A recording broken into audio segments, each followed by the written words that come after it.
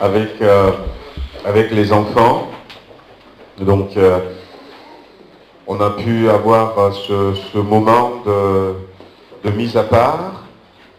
On avait une trentaine d'enfants. Et au final, on attend quand même, on attend le retour de se voir parce qu'on a fait une enquête de satisfaction pour nous améliorer, vu que c'est la première fois que je fais directeur de camp. Voilà donc, mais les quelques retours qu'on a déjà, les enfants étaient contents, ça s'est bien passé. Je me rappelle que le samedi, ça a été une journée éprouvante physiquement, puisque l'après-midi, il y avait eu ce jeu et puis on a eu une soirée western. Le thème, je vous l'avais communiqué, c'était aller toujours de l'avant et ne jamais reculer, et ne jamais reculer. Et puis, le pasteur que nous avions invité, Cédric Epamen, qui vient du Creusot, ce samedi soir, il avait prêché courtement. Après, on a eu un temps de prière, mais qui était court et intense. Court et intense. Voilà. Donc, avec Cédric, on n'a pas pu aller se coucher rapidement, parce qu'il y avait encore un ado qui était bouleversé, qui a commencé à pleurer, fondre l'âme, qui redécouvre l'amour de Dieu pour elle, qui se repositionne. Et puis on a vécu de belles choses, au niveau des enfants, merci Seigneur. On a aussi quelques adultes qui étaient là, et je pense que c'était aussi de bons moments. Je ne sais pas si c'était le vendredi ou ouais, je crois que ça devait être le vendredi peut-être, où on a eu un bon moment aussi avec les adultes. On avait fini en priant les uns pour les autres et puis de belles paroles, une atmosphère spirituelle assez intense également était là et je crois que beaucoup ont été renouvelés. Amen. Amen. Et on va commencer à préparer la prochaine fois. La prochaine fois, ça sera peut-être différent puisque cette année, il se fait que le week-end de l'Ascension tombait début mai. Donc il y avait tous les ponts. Le 8 mai, le 1er mai, il y avait tous les ponts. Ce qui fait que certaines personnes n'ont pas pu être là. Mais l'année prochaine, le week-end de Pentecôte tombera fin mai. Et donc on réfléchit et puis on se laisse conduire par Dieu pour avoir encore un moment béni. Amen. Amen. Le dimanche, c'était très bien, puisqu'on avait, on avait donc eu notre culte et puis on avait fait les baptêmes. Donc, peut-être que vous ne le saviez pas, mais Angie est par là. Ouais.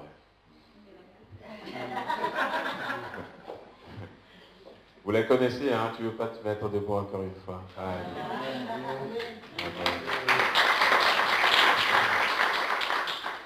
Voilà. Et Louise est partie donc pour Manchester. Voilà, donc c'est une bénédiction pour elle a été baptisée le 13. Et puis le week-end dernier, on était ensemble au DLG. Et le lendemain du retour de DLG, elle a pris l'avion pour son stage. Voilà, elle est partie remplie. Amen. Amen. Voilà, conduit par le Saint-Esprit. De très beaux témoignages d'Angie et de Louise. Amen. C'était très bien ce dimanche matin-là. C'était très bien dimanche matin. Merci Seigneur. Nous avions aussi reçu les Gédéons. Qui c'est qui connaît les Gédéons?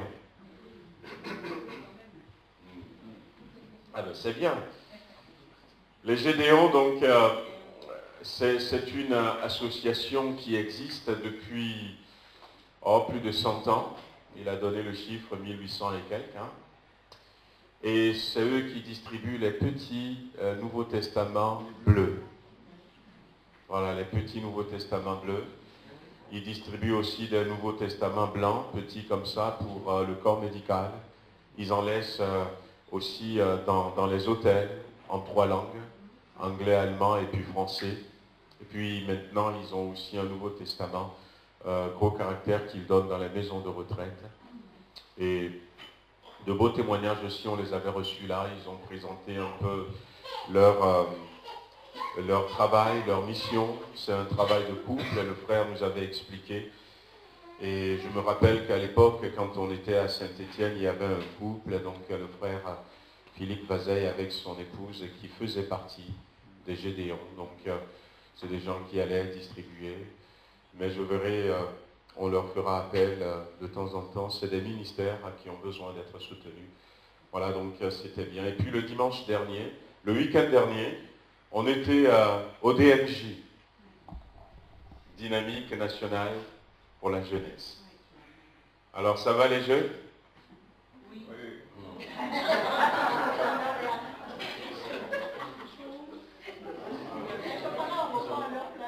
Il y a quelques jeunes, ouais.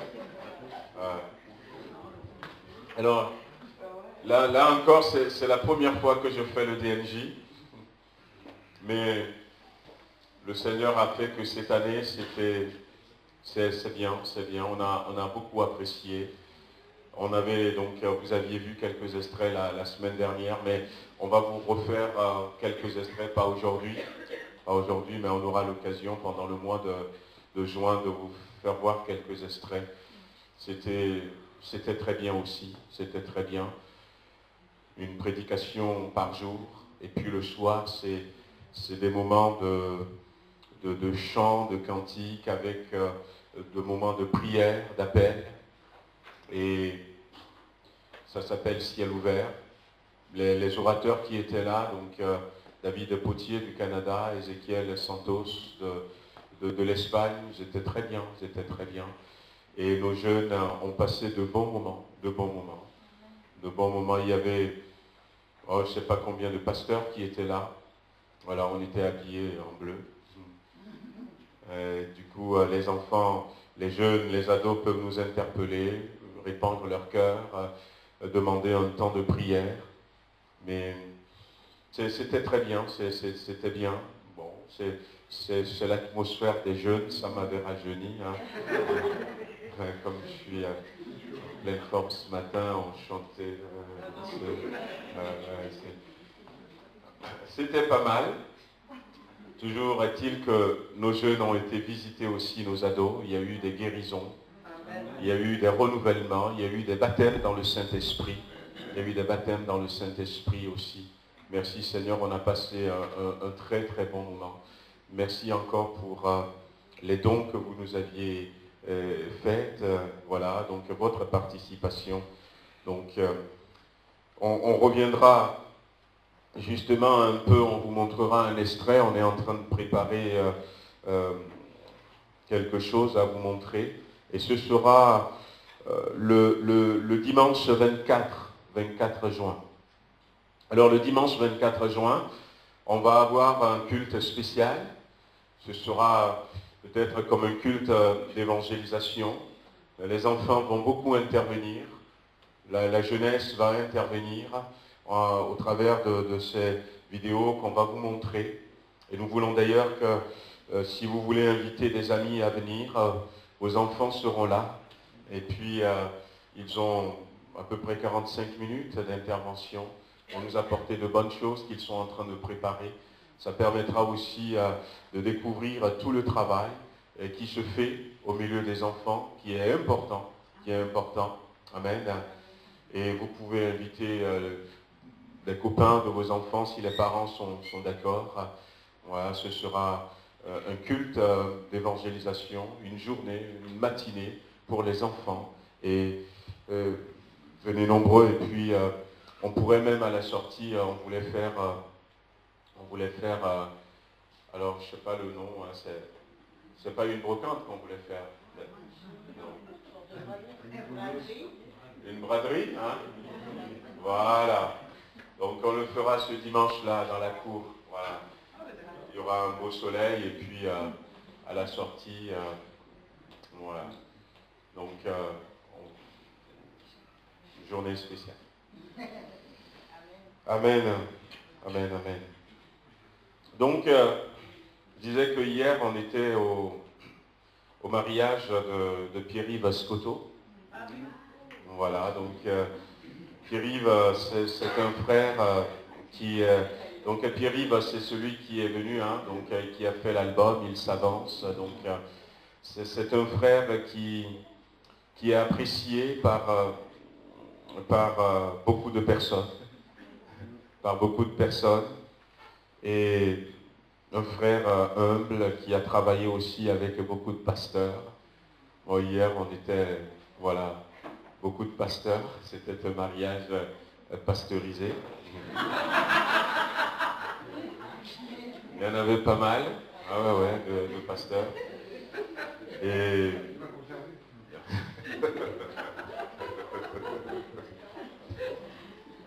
c'était très bien, on était contents pour eux.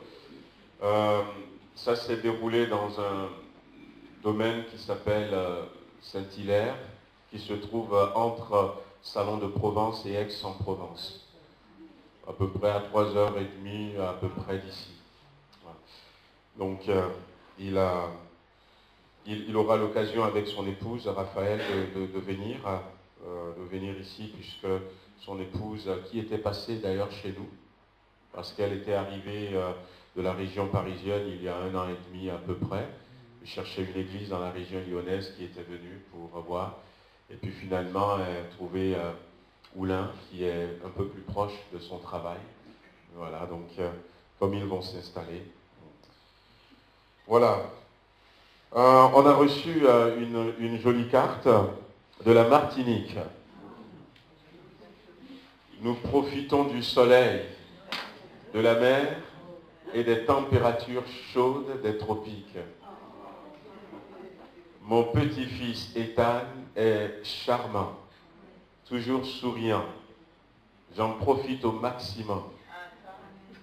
Mon bonjour à tous. Bise et à très bientôt. Janine. Tu es rentré quand du coup? Il y a 2 jours? 3 jours? Ah ouais, comme tu as dit, j'en profite.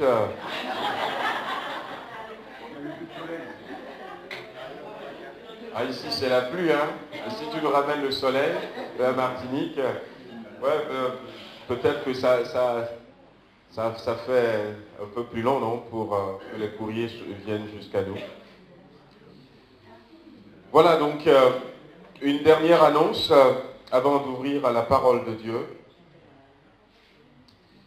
C'est vous dire que généralement ce qu'on fait et ce qu'on voulait faire aussi cette année, c'est une sortie de fin d'année pour nos enfants. Donc on ne l'a pas annoncé avant puisque ça faisait un peu beaucoup. On voulait déjà bien s'occuper de la mini-colo, on voudrait aussi après s'occuper du DMJ. Au DMJ, on était en tout 27 de notre église, ados, enfants, et jeunes et accompagnateurs. Donc, et là, donc, ça va être le samedi 30 juin pour terminer l'année. Donc, on va aller dans un parc, avec les enfants. On est en train de préparer les fiches d'inscription. Donc, on verra un peu, là, une participation sera demandée quand même aux parents. Donc, on vous donnera un peu maintenant. Commencez déjà à réfléchir à ça et puis à penser à inscrire à vos enfants. C'est une sortie de fin d'année du club de dimanche et généralement ce qu'on aime c'est que voilà que tous les enfants puissent venir, mais on vous donnera un peu plus d'informations à partir du dimanche prochain. Demain, rendez-vous à quelle heure du coup? Midi et demi, ouais. Demain, rendez-vous midi et demi. Rendez-vous midi et demi. On va commencer notre semaine de jeûne et prière. On veut chercher la face du Seigneur. On veut répandre nos cœurs devant lui. On veut aussi que Dieu nous visite encore. Je crois que Dieu fait de belles choses au milieu de nous, petit à petit. Et nous voulons continuer. Nous ne voulons pas baisser les bras. Nous voulons persévérer. Voilà, donc la persévérance jusqu'au bout. C'était un peu le thème de ce week-end d'ascension, toujours de l'avant. On a parlé de ne pas baisser les bras, d'aller toujours de l'avant pour atteindre. J'ai expliqué que parmi ces États aux États-Unis, donc il y avait pas mal de personnes aussi qui étaient partis de France, des chrétiens, qui sont réfugiés à cause de la persécution aux États-Unis. C'est pour ça qu'aujourd'hui on a des États, la Louisiane, la Virginie, la Caroline, Charlottesville. Voilà, on a des États comme ça, Nouvelle-Orléans, tout ça. Et parmi ces conquérants, il y avait aussi des chrétiens. Il y avait aussi des chrétiens qui, à un moment donné, ont décidé de rentrer dans le pays et qui sont partis et ils arrivaient, ils marchaient, ils chargeaient leurs affaires sur eux et puis ils arrivaient quelque part et ils vont décider d'établir un camp, trouvent une clairière, ils construisent des cabanes, ils creusent un puits, ils vont chasser des animaux, ils vont les tuer, ils vont les fumer, ils vont les sécher pour la route et ils restent là-bas pendant un temps.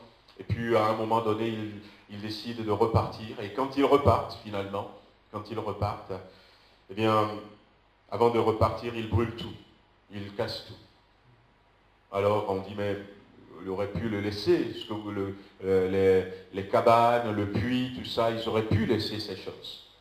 Mais leur slogan était qu'il n'y ait rien en arrière. Pour que quand il y aura des difficultés devant, qu'on soit tenté de retourner. Alors ils détruisaient tout. Tout ce qui peut les attirer à retourner en arrière. Ils veulent toujours aller de l'avant. Et j'avais raconté aussi cette anecdote vraie où je disais que certains, arrivés au bout, vont dire on va continuer, on va aller de l'autre côté de la mer. Alors ils ont pris des embarcations qui sont des embarcations très frêles, montées dedans avec un chargement de nourriture, d'eau. Et puis, ils vont ramer, des jours, des nuits, sous le soleil, sous la pluie. Et puis, il y a certains qui ont dit, il faut qu'on retourne, on ne va pas continuer, il n'y a rien, c'est que de l'eau. Et puis, il y a ceux qui, peut-être, se sont retournés, et puis d'autres qui ont dit, on va continuer, jusqu'à ce qu'un beau jour, il y en a un qui a crié, Hawaï, regardez une terre. C'est ce que ça veut dire Hawaï. Regardez une terre. Parce qu'ils n'ont pas baissé les bras. Et nous voulons dans la prière ne pas baisser les bras, continuer à aller de l'avant, chercher encore la face du Seigneur, lui demander encore de nous purifier, Amen, lui demander encore de nous équiper, lui demander encore de nous remplir du Saint-Esprit, de nous renouveler dans le Saint-Esprit, lui demander encore de nous guérir, pourquoi pas, lui demander encore de sauver nos bien-aimés. Amen. Nous serons là. Le thème que nous avions choisi, vous recevrez une puissance lorsque le Saint-Esprit va venir sur vous. Et vous serez mes témoins. Ce matin, je veux nous amener on va partir encore de ce passage de la Bible que vous connaissiez. Éphésiens chapitre 6, vous connaissez ce passage.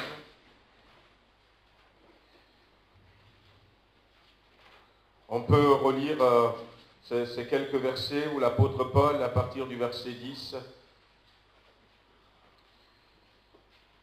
va apporter quelques conseils à l'église d'Éphèse, mais quelques conseils à nous.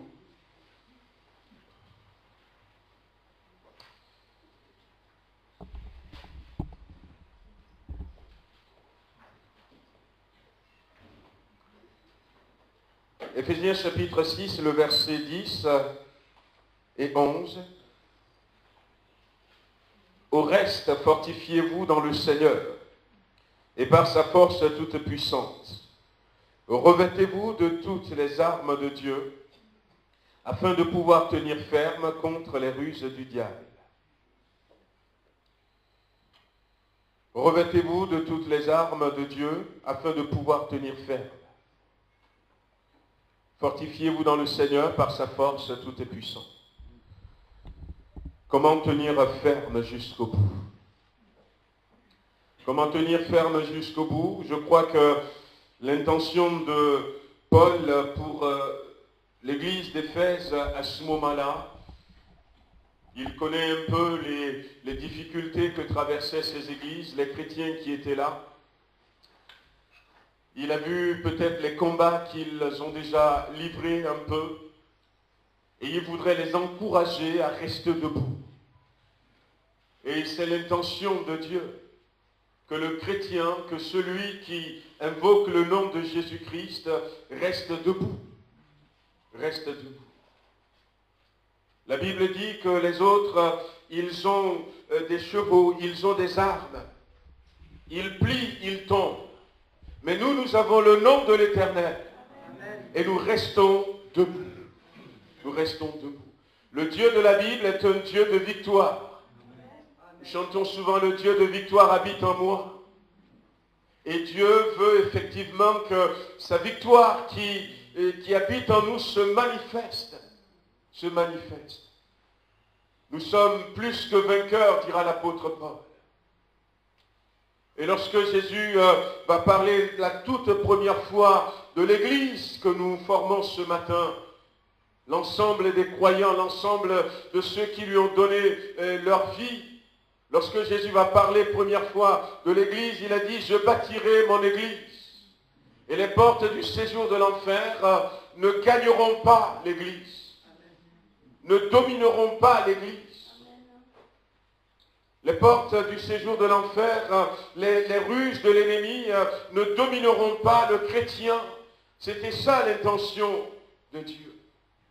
Et c'est pour ça aussi qu'il va leur dire à plusieurs reprises, ne partez pas de Jérusalem, mais attendez la promesse que le Père vous avait faite. Parce qu'en peu de jours, le Saint-Esprit va venir sur vous et vous deviendrez puissants. Comment être ce chrétien qui reste ferme, ce chrétien qui est puissant? Parce que telle est la volonté de Dieu. Alors le Seigneur, il ne sélectionne pas, entre les hommes, les femmes en disant, lui, il est bien, il est puissant, il est costaud, il est solide, je le garde, l'autre je ne le garde pas. Mais il nous aide tous ensemble. Il nous aide tous ensemble. Il va à la recherche de la brebis qui est égarée. Il pense les blessures de celle qui est blessée. Il guérit le cœur brisé. Il nous fortifie. C'est pour ça que l'apôtre Paul dira, eh bien, au reste, fortifiez-vous dans le Seigneur. Dans le Seigneur. Il veut nous redonner de la force ce matin pour que nous soyons ces chrétiens qui sont à son image. Non seulement ces chrétiens qui sont à son image, mais ces chrétiens qui sont victorieux. Ces chrétiens qui sont debout. Parce que les temps passent et les choses compliquées arrivent de plus en plus. Quel que soit ce que peut-être on nous dira tout autour de nous, eh bien le monde ne vit pas ses meilleurs jours.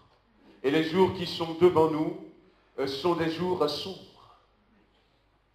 Et nous avons besoin d'être forts, d'être solides. Nous avons besoin d'être équipés pour faire face à ces jours, afin de pouvoir rester debout. Rester debout. Alors, j'aimerais nous apporter quelques réflexions pour nous aider ce matin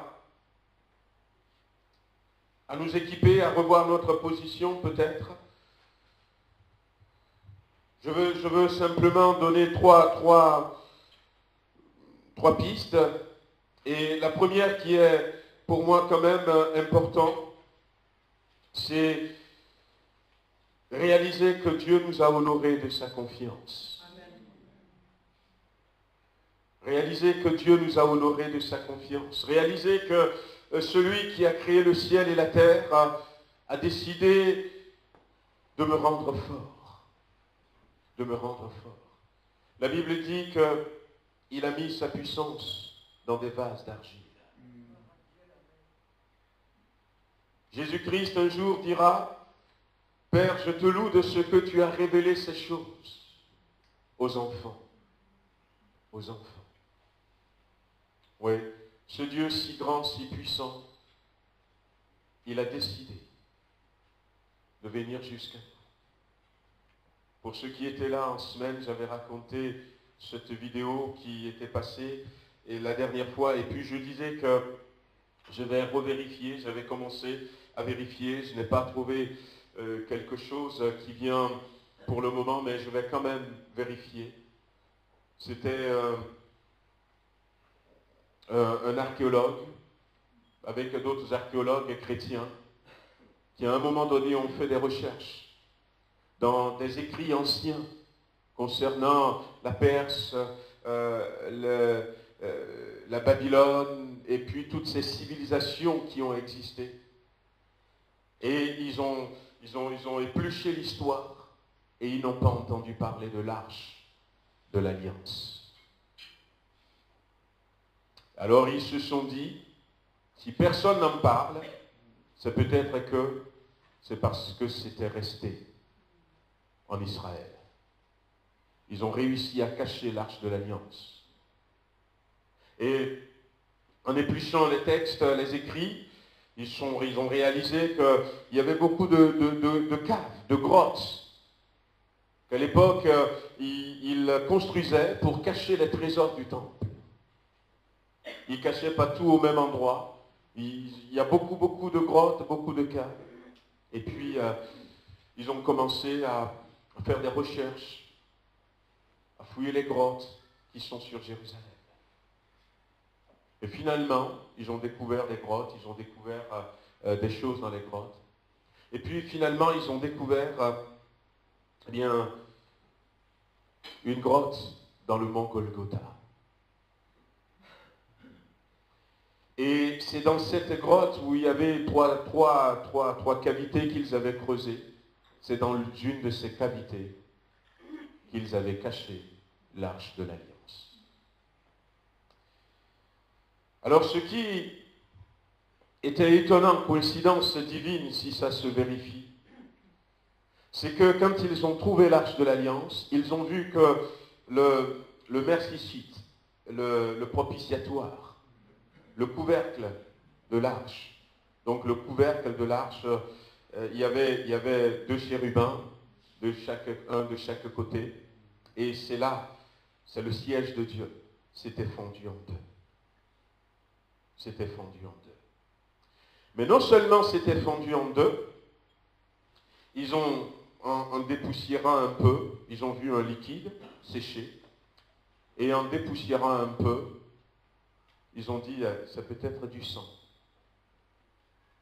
Alors c'est probable, puisque le grand sacrificateur allait avec du sang d'un animal pour mettre le sang, justement, sur le propitiatoire. Et puis, ils ont trouvé un laboratoire sérieux à Jérusalem. Ils ont apporté le morceau. Ils ont dit, mais est-ce que vous pouvez analyser ce sang pour me dire si c'est le sang de quel animal? Et ils ont analysé, 72 heures après, il était revenu. Et ils lui ont dit, mais monsieur, ce n'est pas du sang d'un animal, c'est du sang humain. On est 200% sûr, c'est du sang humain. Ce n'est pas du sang animal. Ah bon? Et le sang, normalement, quand ça coule, ça meurt. Ça meurt. On ne peut plus retrouver, il faut le travailler, mais Il a dit, mais est-ce que vous pouvez travailler ce sang? Parce que c'est quand même un peu étonnant, voilà, de ne pas trouver du sang d'animaux. Est-ce que vous pouvez travailler, essayer de voir? Et puis ils ont refait, ils ont continué à faire. Et lui ont dit, mais ce sang est vivant.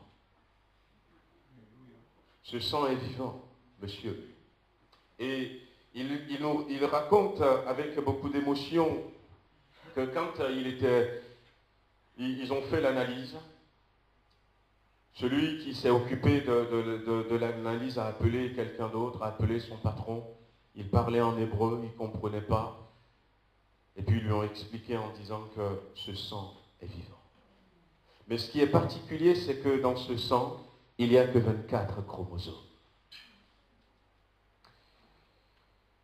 Il y a 23 chromosomes que l'enfant hérite de sa mère, 23 chromosomes de son père. Et chaque homme possède 46 chromosomes. Et ils ont vu que le sang de celui dont il est question, eh bien, n'a qu'un seul chromosome du côté de son père. Amen. Et les 23 chromosomes de sa mère. Et en plus, le chromosome de son père, ce ne sont pas les autosomes parce que dans les 23 chromosomes, il y a 22 autosomes. Ces 22 autosomes, ça définit la couleur de nos yeux, la couleur de la peau, le caractère, le comportement que nous héritons de nos parents. Et puis, le dernier chromosome, ça définit le sexe. C'est le chromosome XY. Donc, ils ont trouvé que, eh bien, il y a tous les chromosomes de sa maman. Mais du côté de son père, il n'y avait que le chromosome Y. Donc c'était un homme. C'était un homme. Et là, ils ont posé la question à cet archéologue en disant, mais où est-ce que vous avez trouvé ce sang? C'est impossible. La personne n'a que les caractéristiques de sa maman. Il n'a reçu que le sexe masculin de son père. C'est qui cette personne? Et lui les regarde et les dit, This is the blood of your Messiah. Et ce qui s'était passé, c'est que le jour où Jésus était mort, coïncidence divine, il y avait cette grotte sous le mont Golgotha, la même où dessus le Sauveur du monde est crucifié. Et quand la terre a tremblé, la grotte s'est fendue jusqu'à ce que et le sang a coulé directement. Il s'est sacrifié comme l'agneau immolé. Voici l'agneau de Dieu qui ôte le péché du monde. Mais réalisez ce matin que ça, le Créateur du monde l'a fait pour toi. Il a fait pour moi. Je veux être vainqueur, je veux être victorieux. Je dois savoir déjà quelle place, quelle importance j'ai aux yeux de Dieu. J'ai aux yeux de Dieu. Ce pasteur qui prêchait hier, qui nous disait que ça fait 5 ans qu'il avait pris sa retraite, son épouse était tellement malade qu'il s'est occupé de son épouse.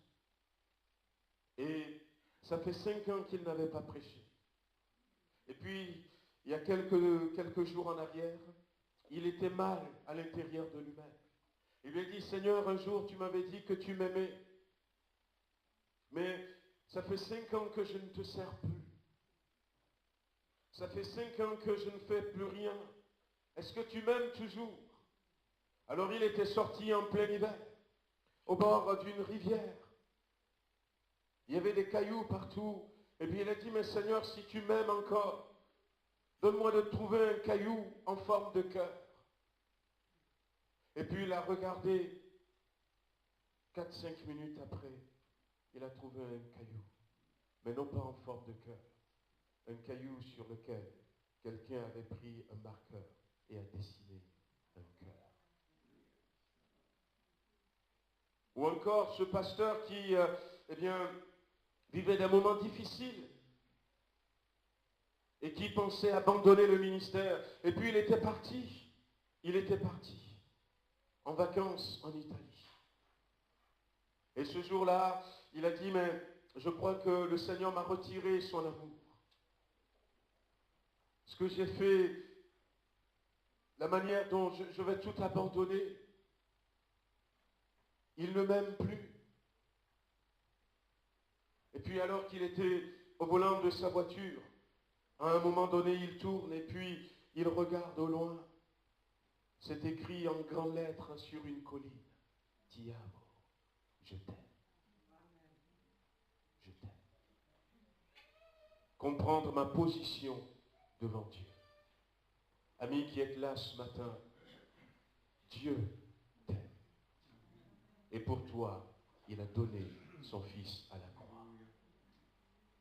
Pour te racheter. Pour te racheter. Nous sommes dans un monde où l'homme n'a peut-être pas beaucoup de valeur aux yeux de l'homme. Nous avons peut-être traversé des situations où nous avons été diminués. Mais nous devons comprendre que Dieu nous aime. Et honorer l'amour qu'il nous a donné. Répondre à cet amour que Dieu nous a donné. Répondre à cet amour que Dieu nous a donné. Voyez-vous, ce n'est pas simplement de dire Dieu m'aime. Il nous aime, c'est évident.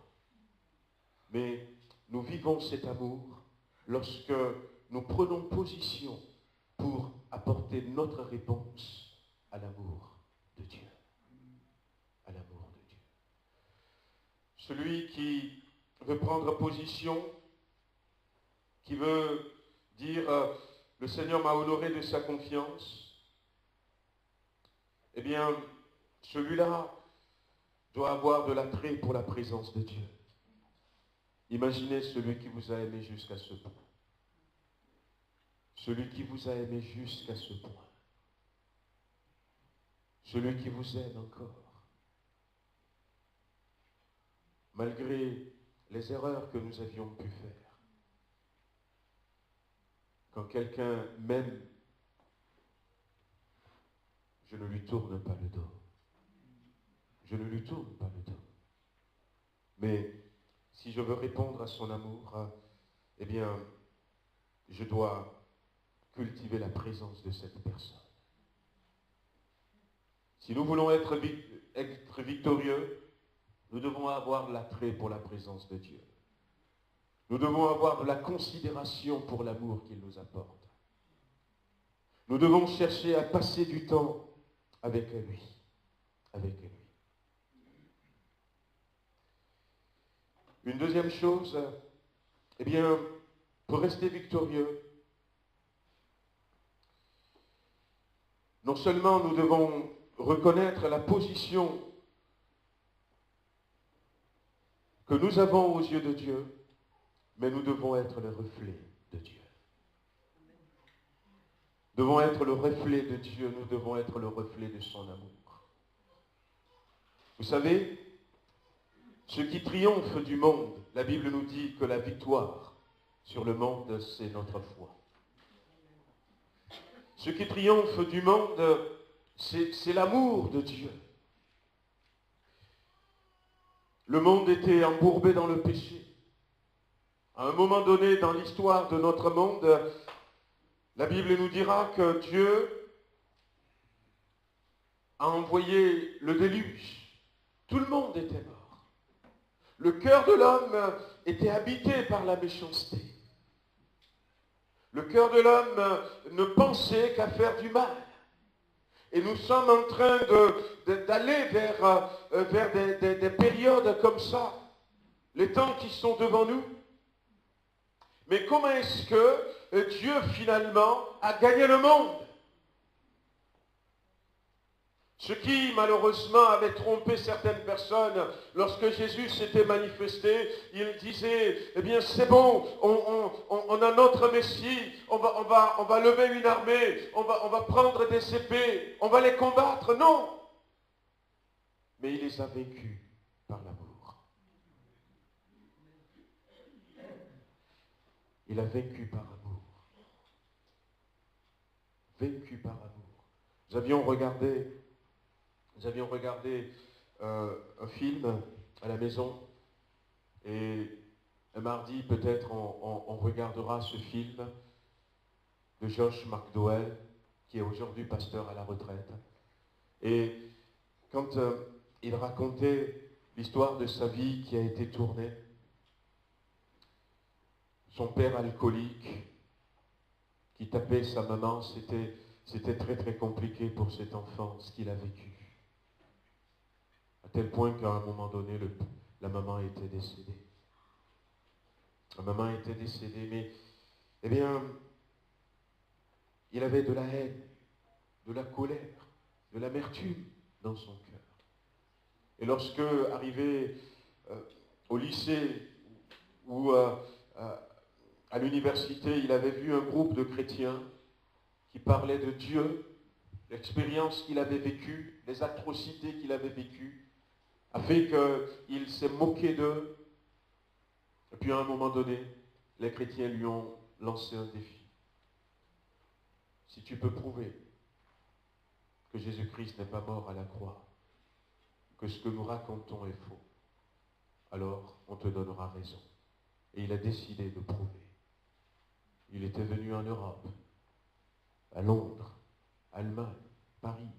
Il a été un peu partout pour chercher des documents qui démontrent que Christ n'était pas mort. Mais pendant ses recherches, avec les livres qu'il avait lus, il a été bouleversé par ce que Christ a fait. À un moment donné, il va être visité.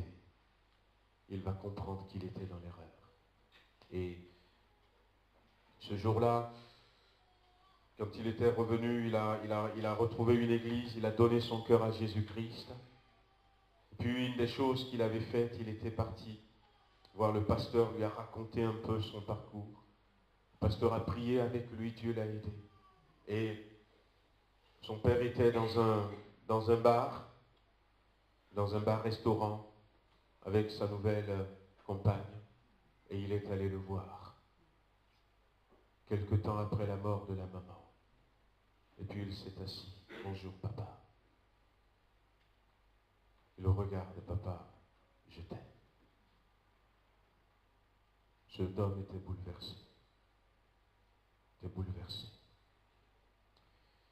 Et puis la vie a continué jusqu'au jour où il était rentré à la maison parce qu'il était blessé. Il avait eu un accident. Et son père qui va venir vers lui et qui va commencer à pleurer. Pleurer de tout son cœur, de toutes ses larmes. Mais je ne comprends pas. Comment est-ce que tu peux aimer un homme tel que moi? Comment est-ce que tu peux m'aimer après tout ce que j'ai fait pour toi, contre toi? Tout ce que je t'ai fait subir, comment est-ce que tu peux m'aimer? Il n'arrivait pas à se retenir. Et là seulement, le garçon lui a dit, Dieu t'aime, papa. Il m'a pardonné, il veut te pardonner. Et cet homme avait donné son cœur à Jésus-Christ. Voyez-vous, frères et sœurs, si nous voulons être victorieux, nous ne devons pas utiliser les mêmes armes que ceux qui sont dehors. Dieu n'a pas utilisé l'arme de la guerre, l'arme de la violence. Dieu a toutes les raisons pour peut-être, et d'ailleurs la Bible le dit, que nous sommes séparés de lui.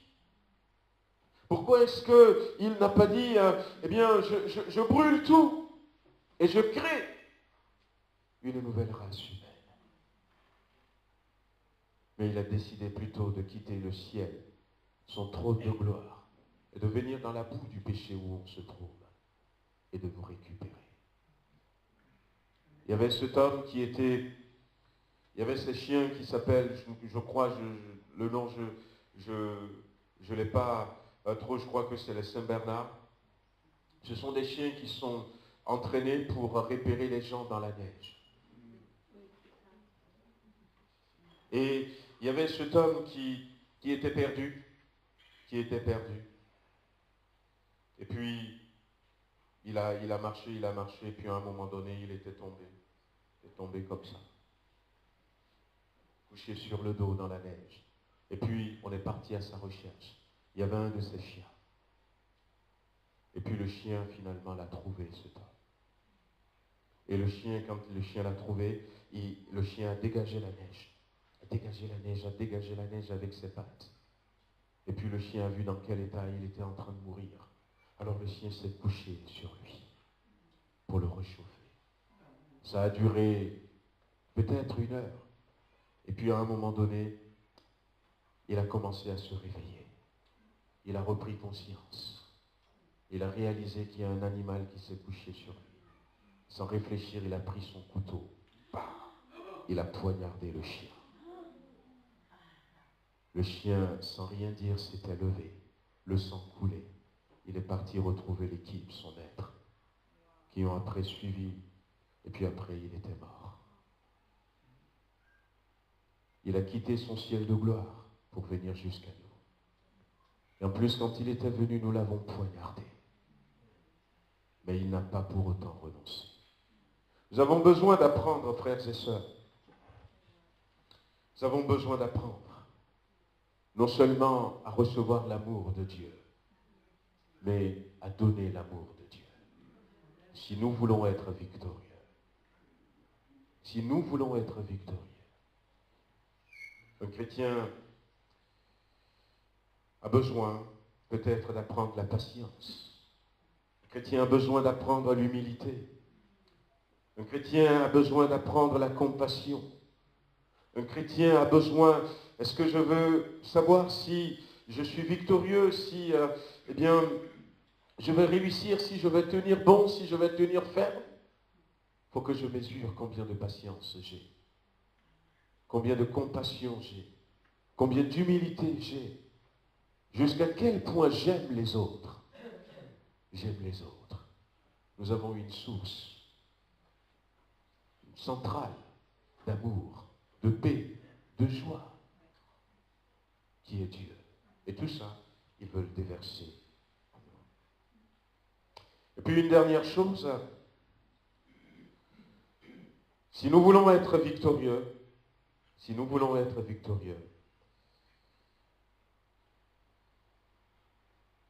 avoir le cœur épais. Nous devons savoir encaisser. Nous devons savoir encaisser. Parce que le combat dans lequel nous sommes, c'est un vrai combat. C'est un combat terrible. L'ennemi que nous avons en face de nous, c'est un ennemi méchant, mais un ennemi violent, un ennemi qui nous en veut à mort. Et l'apôtre Paul, à la suite de ces quelques versets, va citer quelques-uns de ses ennemis. Il ne va pas parler de la bombe atomique, il ne va pas parler peut-être du réchauffement climatique, non. Mais nous avons des ennemis qui vont passer au travers des fois des membres de nos familles pour nous atteindre. Pour nous atteindre.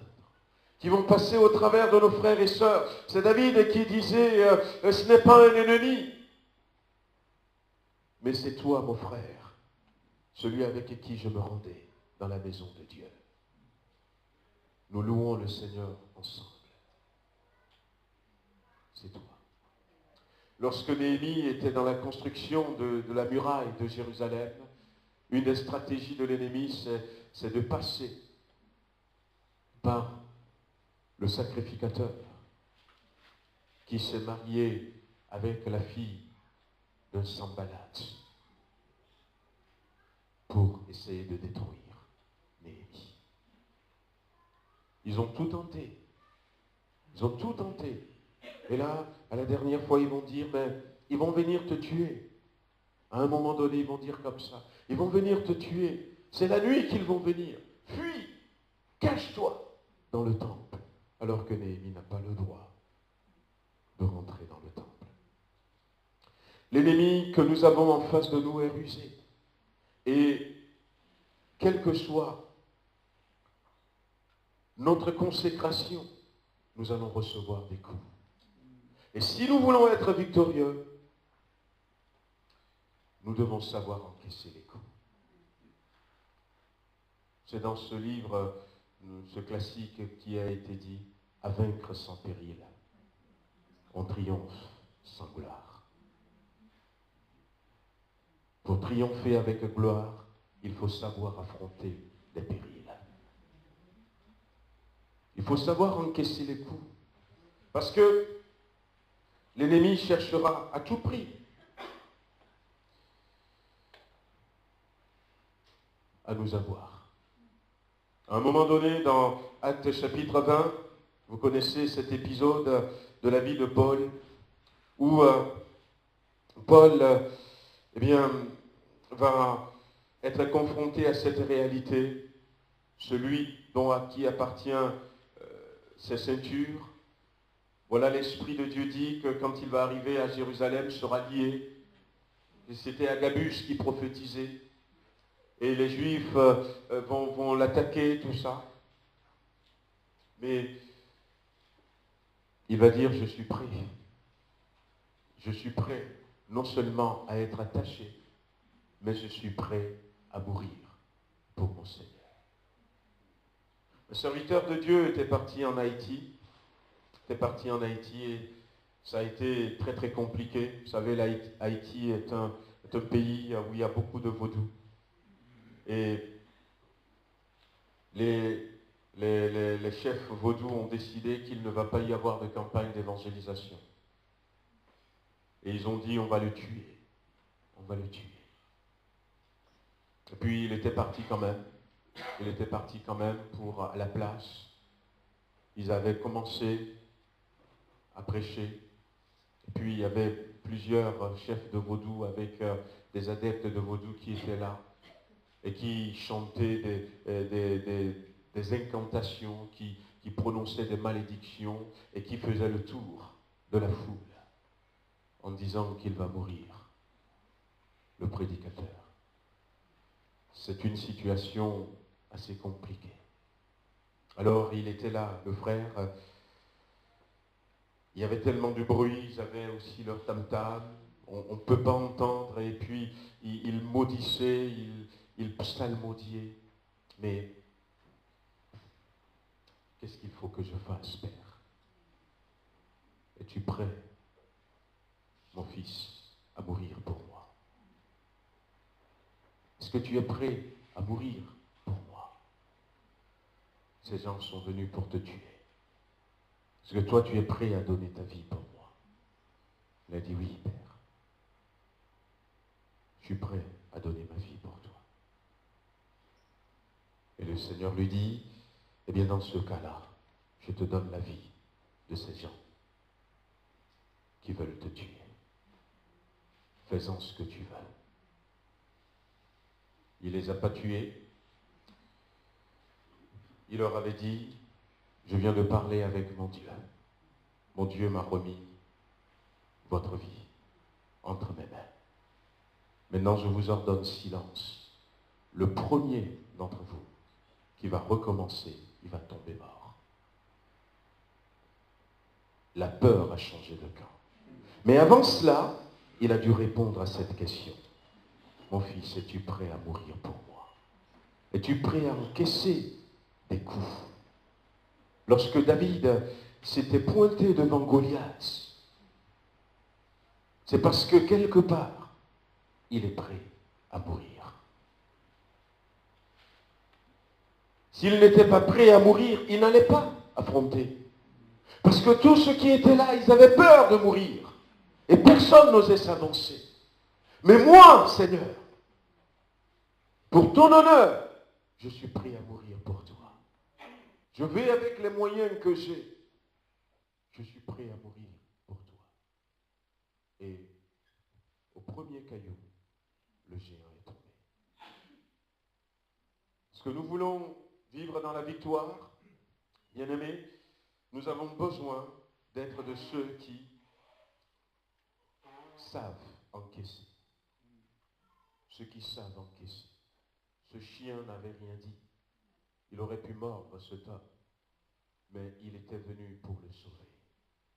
Il est retourné simplement au pied de son maître, laissant en plus le trace de son sang sur la neige.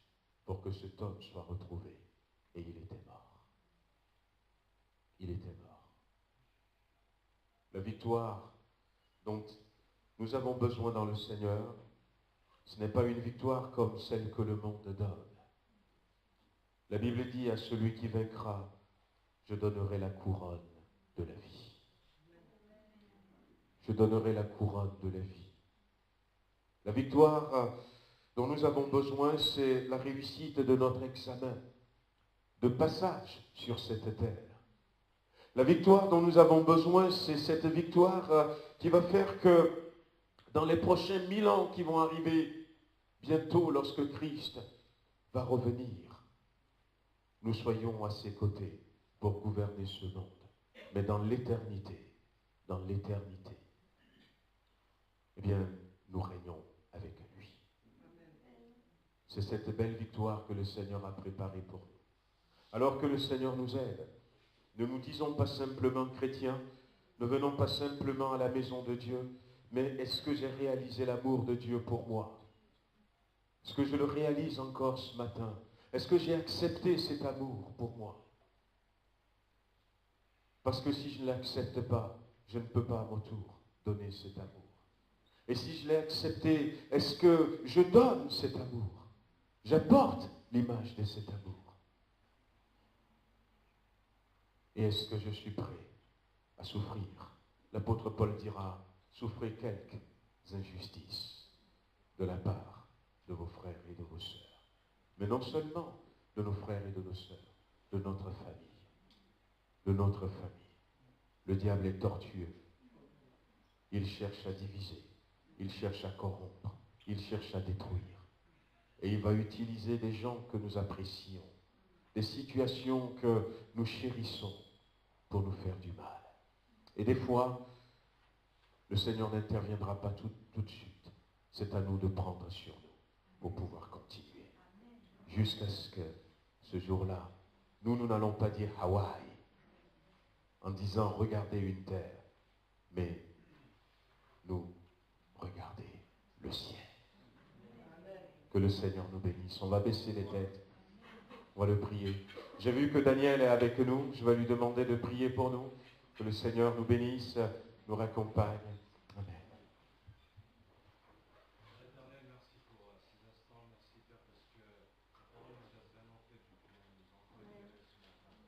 Vraiment, tu nous bénis, Seigneur, tout un chacun. Tu bénis le retour à domicile de tout un chacun. Et viens vraiment visiter cette église durant toute cette semaine. L'onction descende, Père, et que les cieux soient ouverts. Au nom de Jésus. Amen. Amen. Alors j'avais préparé, en fait, on avait déjà préparé un